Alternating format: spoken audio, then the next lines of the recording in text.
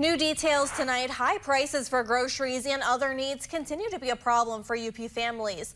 More are turning to local food pantries to help make ends meet. Now, one pantry is working with an organization to make more affordable options for families. Now, TV6's Houghton Hancock Bureau reporter Colin Jackson has the story.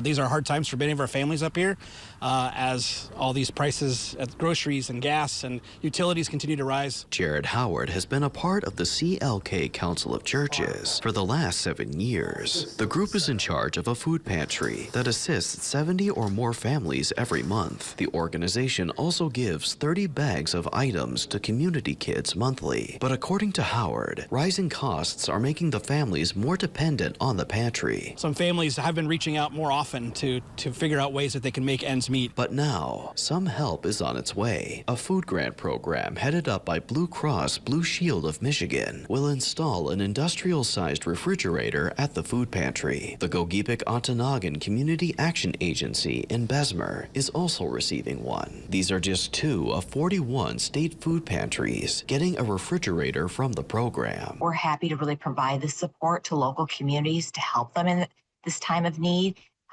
Because we know the investment in infrastructure like refrigeration is a really high budget item in those local community organizations. That could be a tremendous part of their budget. I asked Howard how their fridge will help the situation. It gives the opportunity to give folks milk, eggs, and cheese and other dairy products. Most of the food that we give is shelf stable, and you need some of those extra things to round out many of your meals. Howard hopes to work with nearby farms and producers to add more goods to the fridge. An exact date has not been set for when it will be installed, but Blue Cross Blue Shield says it will be before the end of the year. Colin Jackson, TV6 News, Calumet.